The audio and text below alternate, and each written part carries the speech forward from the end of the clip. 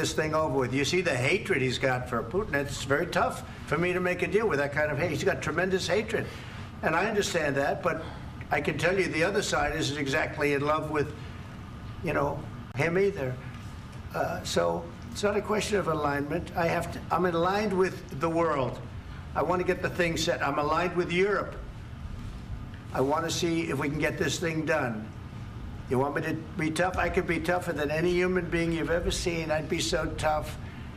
But you're never going to get a deal that way, so that's the way it goes. All right, one more question. Hey, I will respond to this. So look, for 4 years in the United States of America, we had a president who stood up at press conferences and talked tough about Vladimir Putin, and then Putin invaded Ukraine and destroyed a significant chunk of the country. The path to peace and the path to prosperity is maybe engaging in diplomacy. We tried the pathway of Joe Biden of thumping our chest and pretending that the President of the United States' words mattered more than the President of the United States' actions. What makes America a good country is America engaging in diplomacy. That's what President Trump is doing. Can I ask you?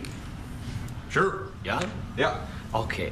So he occupied it, our parts, big parts of Ukraine, part of East and Crimea.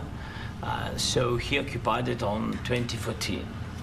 So during a lot of years, so I'm not speaking about just Biden, but those time was Obama, then President Obama, then President Trump, then President Biden, now the President Trump, and God bless, now President Trump will stop him.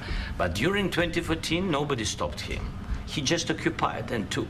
He killed people. You know what the contact line? 2015. 2014. 2014 and 2014. 2014. Yeah. So I was not here. Yeah, but that's exactly right. Yes, but during 2014 till 2022, yeah, the situation the same. The people have been dying on the contact line. Nobody stopped him. You know that we had conversations with him, a lot of conversation, my bilateral conversation, and we signed with him, me, like a new president. In 2019, I signed with him the deal. I signed with him, Macron and Merkel, we signed ceasefire. Ceasefire, all of them told me that he will never go. We signed with him with gas contract, yes, but after that, he broken this ceasefire. He killed our people and he didn't exchange prisoners. We signed the exchange of prisoners, but he didn't do it. What kind of diplomacy, JD, you are speaking about? What do you mean? I'm talking about the kind of diplomacy that's going to end the destruction of your country. Yes, but if you Mr. President, with respect, I think it's disrespectful for you to come into the Oval Office and try to litigate this in front of the American media. Right now, you guys are going around and forcing conscripts to the front lines because you have manpower problems. You should be thanking the President for trying to bring it into this conflict. Have you ever been to Ukraine that you say what problems we have? I have been to. Count once. I've actually watched and seen the stories, and I know what happens is you bring them on a propaganda tour, Mr. President.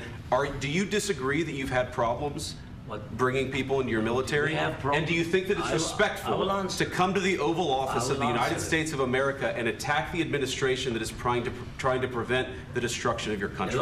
A lot of questions. Let's start from the beginning. Sure. First of all, during the war, everybody has problems, even you, but you have nice ocean and don't feel now, but you will feel it in the future.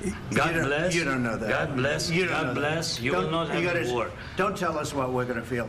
We're trying to solve a problem. Don't tell us what we're going to feel. I'm not telling you. Because you're in no position to dictate that. That's exactly what you're doing. You're in no position to dictate what we're going to feel. We're going to feel very good. You will feel influence. We're going to feel very good and very strong. You will feel influence. You're right now not in a very good position.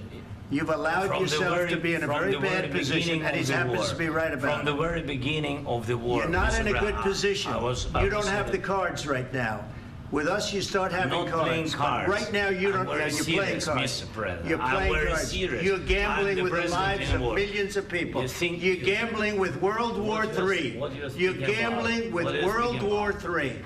And what you're doing is very disrespectful to the country, this country, that's back to you, far more than a lot of people said they should have. Have you said thank you once? this A lot entire of meeting? times. No, in this Even entire meeting, today. have you said thank Even you? today. You went to Pennsylvania and campaigned for the opposition in October. Offer some words of appreciation for the United States what of you're speaking America about? and the president who's trying to save your country.